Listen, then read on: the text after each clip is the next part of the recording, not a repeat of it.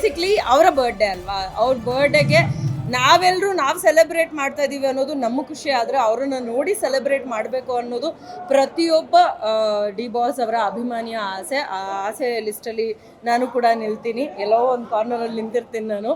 ಖಂಡಿತವಾಗ್ಲೂ ಅವರ ಜೊತೆಯಲ್ಲಿ ಅವರ ಒಂದು ಬರ್ತ್ಡೇನ ನಾವು ಸೆಲೆಬ್ರೇಟ್ ಮಾಡಬೇಕು ಅನ್ನೋ ಆಸೆ ನಮ್ಮಂಥ ಎಲ್ಲ ಫ್ಯಾನ್ಸ್ಗೂ ಇದೆ. ಎಲ್ಲ ಫ್ಯಾನ್ ಮೂಮೆಂಟ್ ಅಂತ ಒಂದಿರುತ್ತಲ್ಲ, ಫ್ಯಾನ್ ಗರ್ಲ್ ಮೂಮೆಂಟ್, ಫ್ಯಾನ್ ಬಾಯ್ ಮೂಮೆಂಟ್ ಅಂತ, ಅದನ್ನು ಎಕ್ಸ್ಪೀರಿಯನ್ಸ್ ಮಾಡೋದಕ್ಕೆ ಆಲ್ಮೋಸ್ಟ್ ಎಲ್ಲರೂ ಕಾಯ್ತಾ ಇದ್ದೀವಿ. ಅಯ್ಯೋ ಆ್ಯಕ್ಚುಲಿ ನಂಗೆ ಮತ್ತೆ ನೀವು ನೆನೆಸಿದ್ರೆ ನಂಗೆ ಅಳು ಬಂದ್ಬಿಡುತ್ತೆ ಇವಾಗ. ಯಾಕೆಂದರೆ ಅದು ನಿನ್ನೆ ರಾತ್ರಿವರೆಗೂ ಎಲ್ಲೂ ಫೀಲ್ ಆಗಿರಲಿಲ್ಲ. ಓಕೆ, ನಾನು ಅವ್ರನ್ನ ಎಲ್ಲೋ ಒಂದು ಕಡೆ ದೂರದಲ್ಲಿ ನೋಡಿದ್ದೀನಿ, ಆ ಖುಷಿ ಇದೆ. ಅಥವಾ ಅವರ ಅಪಿಯರೆನ್ಸ್, ಅವರ ಸಿನಿಮಾಗಳಾಗಿರಬಹುದು, ನಾವು ಏನಂತಾರೆ ಪ್ರತಿದಿನ ಟಿ ವಿನಲ್ಲಿ ನೋಡುವಂಥ ಅವಕಾಶ ಇರುತ್ತೆ. ಇವಾಗಂತೂ ಮೊಬೈಲ್ಸು, ಲ್ಯಾಪ್ಟಾಪ್ಸು ಪ್ರತಿಯೊಂದು ಕಡೆ ನಾವು ನೋಡ್ಬೋದು. ಬಟ್ ನಿನ್ನೆ ರಾತ್ರಿಯಿಂದ ಎಲ್ಲರೂ ಪೋಸ್ಟ್ ಮಾಡೋಕ್ಕೆ ಸ್ಟಾರ್ಟ್ ಮಾಡಿದ್ಮೇಲೆ ನನಗೊಂದು ಸ್ವಲ್ಪ ನೋವಾಗಕ್ಕೆ ಸ್ಟಾರ್ಟ್ ಆಯಿತು. ಒಂದು ಫೋಟೋ ಇಲ್ಲಲ್ಲ ಗುರು ನಂದು ಅಂತ ಅಂದ್ಬಿಟ್ಟು I felt bad for that. ಅದೊಂದು ಸ್ವಲ್ಪ ಜಾಸ್ತಿನೇ ಬೇಜಾರಾಗ್ಬಿಟ್ಟಿದೆ ಬೆಳಗ್ಗೆಯಿಂದ ರಾತ್ರಿ 12 ಗಂಟೆ ಮೇಲೆ. Yes, actually happy birthday HPD ಇದೆ, ಅದಾದಮೇಲೆ ಈ ಫಿಂಗರ್ನಲ್ಲಿ D ಇದೆ, ಬಾಸ್ ಇದ್ದಾರೆ. So happy birthday boss.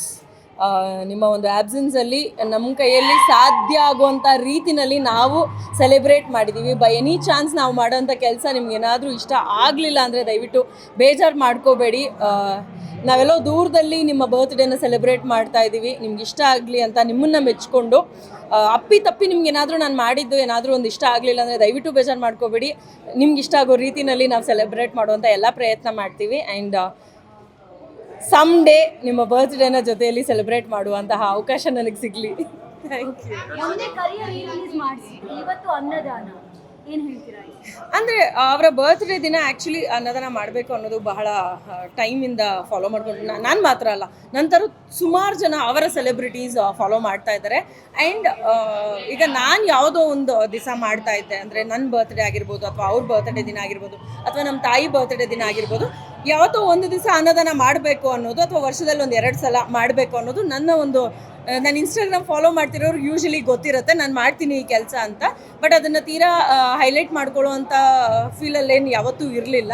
ಇವತ್ತು ಅವರ ಬರ್ಡೇ ಆಗಿರೋದ್ರಿಂದ, ಈ ಜಾಗದಲ್ಲಿ ಮಾಡಿರೋದ್ರಿಂದ ಪ್ರಾಬಬ್ಲಿ ಎಲ್ಲರಿಗೂ ತಲುಪುವಂಥ ಒಂದು ಸಂದೇಶ ನಾವು ಕೊಡೋದಕ್ಕೆ ಟ್ರೈ ಮಾಡ್ತಾ ಇದ್ದೀವಿ. ಬಿಕಾಸ್ ನಮ್ಮ ಡಿ ಬಾಸ್ ಫ್ಯಾನ್ಸ್ಗೆ ಅವರು ಹೇಳಿರೋವಂಥ ಮಾತು, ಬೇರೆ ಇನ್ಯಾವುದಕ್ಕೋ ನೀವು ಖರ್ಚು ಮಾಡಿ ಹಾಳು ಮಾಡೋದಕ್ಕಿಂತ ರೇಷನ್ ಕೊಡೋದಾಗಿರ್ಬೋದು, ಅನ್ನದಾನ ಮಾಡೋಂಥದ್ದಾಗಿರ್ಬೋದು, ಇಂಥವುಗಳನ್ನ ನೀವು ಹೆಚ್ಚಾಗಿ ಮಾಡಿ ಅಂತ ಭಾಳಷ್ಟು ಜಾಗದಲ್ಲಿ ಹೇಳಿದ್ದಾರೆ.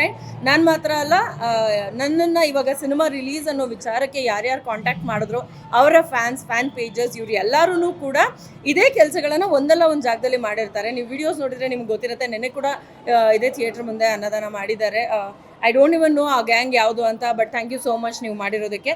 ಆ್ಯಂಡ್ ಇವತ್ತು ನನ್ನ ಜೊತೆ ಕೆಲವರು ಅವರ ಫ್ಯಾನ್ಸ್ ನನ್ನ ಜೊತೆಯಲ್ಲಿ ಜಾಯ್ನ್ ಆಗಿ ಈ ಒಂದು ಅನ್ನದಾನಕ್ಕೆ ಹೆಲ್ಪ್ ಮಾಡಿದ್ದಾರೆ. ನಾನೇನು ಮಾಡ್ತಾ ಇದ್ದೀನಿ ಆ ಕೆಲಸ ನಿಂತ್ಕೊಂಡು ಮಾಡುವಂಥದ್ದಾಗಿರ್ಬೋದು, ಪ್ರತಿಯೊಂದನ್ನು ತಂದು ಈ ಪ್ರೋಸೆಸ್ನ ಮಾಡುವಂಥದ್ದಾಗಿರ್ಬೋದು, ಇದೆಲ್ಲನೂ ಕೂಡ ತುಂಬ ನೀಟಾಗಿ ಆಗಿದೆ. I am very happy. ಬಾಸ್ಗೂ ಕೂಡ ಇಷ್ಟ ಆಗುತ್ತೆ ಅಂತ ನಾನು ಭಾವಿಸ್ತಾ ಇದ್ದೀನಿ.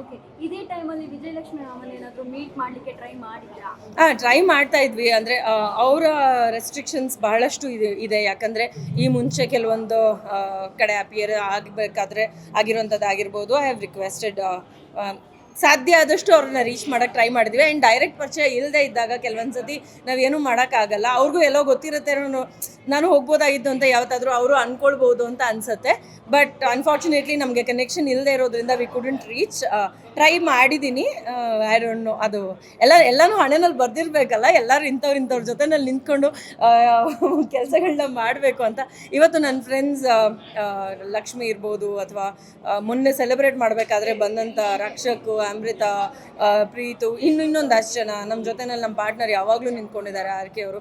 ಸೊ ಲೈಕ್ ಈ ಒಂದು ನಾವು ಮಾಡೋಂಥ ಕೆಲಸಗಳಲ್ಲಿ ನಮ್ಮ ಫ್ರೆಂಡ್ಸ್ ಎಲ್ಲರೂ ನಮ್ಮ ಜೊತೆ ನಿಂತ್ಕೊಂಡು ನಾವೆಲ್ಲರೂ ಒಟ್ಟಿಗೆ ಡಿ ಬಾಸ್ ಅವರ ಬರ್ತ್ಡೇನ ಸಾಧ್ಯ ಆಗೋಷ್ಟು ಬೆಟರ್ ರೀತಿಯಲ್ಲಿ ನಾವು ಸೆಲೆಬ್ರೇಟ್ ಮಾಡಿದ್ದೀವಿ ಅಂತ I feel. And specially career release ಮಾಡುವಂಥದ್ದು ಐ ಥಿಂಕ್ ಎಲ್ಲ ಫ್ಯಾನ್ ಗರ್ಲ್ಸ್ಗೂ ಇದು ಮಾಡೋಕ್ಕಾಗದೇ ಇರಬಹುದು. ನಾವು ಇಂಡಸ್ಟ್ರಿನಲ್ಲಿ ಏನಾದರೂ ಒಂದು ಸಿನಿಮಾ ಅನ್ನೋದು ನಮ್ಮ ತಲೆಯಲ್ಲಿ ಇರೋದ್ರಿಂದ ನಾವು ಈ ಕೆಲಸ ಮಾಡೋಕ್ಕಾಯಿತು. ಅದೊಂದು ಸ್ವಲ್ಪ ಯುನೀಕ್ ವೇ ಅಂತ ನನಗೆ ಅನ್ನಿಸ್ತು. ಭೇಟಿ ಆಗಲೇಬೇಕು. ಇವಾಗಂತೂ ನನಗೊಂದು ಫೋಟೋ ಬೇಕೇ ಬೇಕು. ನೆಕ್ಸ್ಟ್ ಇಯರ್ ಬರ್ತ್ಡೇಗೆ ನಾನು ಪೋಸ್ಟ್ ಮಾಡೋಕ್ಕಾದ್ರೂ ಒಂದು ಫೋಟೋ ಬೇಕೇ ಬೇಕು. ಖಂಡಿತವಾಗ್ಲೂ ಮೀಟ್ ಮಾಡುವಂಥ ಪ್ರಯತ್ನ ಮಾಡ್ತೀನಿ. ಮೊನ್ನೆ ಒಂದು ವಿಡಿಯೋ ಬಿಟ್ಟಿದ್ರಿ, ಅಂದರೆ ಅಭಿಮಾನನ ನಾನು ನನ್ನ ಕೆಲಸಕ್ಕೆ ಯಾವತ್ತೂ ಯೂಸ್ ಮಾಡ್ಕೊಳ್ಳಲ್ಲ ಅಂತ. ಯಾಕೆ ಆ ಬೇಸರ? ಅಂದರೆ ಕೆಲವ್ರಿಗಿರುತ್ತಲ್ವ, ಸಡನ್ನಾಗಿ ಏನೋ ಸಿನಿಮಾ ರಿಲೀಸ್ ಮಾಡಿಬಿಟ್ರು, ಇನ್ನೆಲ್ಲೋ ಹೋಗ್ಬಿಟ್ಟು ಥಿಯೇಟ್ರಲ್ಲಿ ಸೆಲೆಬ್ರೇಟ್ ಮಾಡ್ತಾ ಇದ್ದಾರೆ, ಇವಾಗ ಕೇಕ್ ಕಟ್ಟಿಂಗ್ ಮಾಡ್ತಾ ಇದ್ದಾರೆ, ಆ ಥರದ್ದು ಏನಾದರೂ ಒಂದು ಕೇಳಿದ್ದೀನಿ, ಮುಂದೆನೂ ಕೇಳ್ತೀನಿ ಅಂತ ನನಗೆ ಗೊತ್ತು. ಸೊ ಇದೆಲ್ಲ ಒಂಥರ ಇನ್ಬಿಲ್ಟ್ ಫ್ಯಾಕ್ಟರ್ಸ್ ಥರ. ಸೊ ಇನ್ನೆಲ್ಲೋ ಯಾವುದೋ ಒಂದು, ಅಂದರೆ ನನ್ನ ಕೆಲಸಕ್ಕೆ ನಾನು ಡಿ ಬಾಸ್ ಅಭಿಮಾನಿ ಅಂತ ಅಂದ್ಕೊಂಡು ನನ್ನೊಂದು ಸ್ಟೆಪ್ನ ನಾನು ಮುಂದೆ ಇಡೋದಕ್ಕೆ ನಾನು ಯಾವತ್ತೂ ಅದನ್ನು ಹೆಲ್ಪ್ ಮಾಡ್ಕೊಂಡಿಲ್ಲ. ಅಂದರೆ ನನಗೋಸ್ಕರ ನಾನು ಅದನ್ನು ಬಳಸ್ಕೊಂಡಿಲ್ಲ ಅಂತ ಹೇಳೋದಕ್ಕೆ ಇಷ್ಟಪಡ್ತೀನಿ ಅಂತ. That was my opinion. ಅದು ಗೊತ್ತಿಲ್ಲ ಯಾರ್ಯಾರಿಗೆ ಹೆಂಗೆ ತಲುಪುತ್ತೆ ಅಂತ. If it's fitting someone shoes then they deserve it.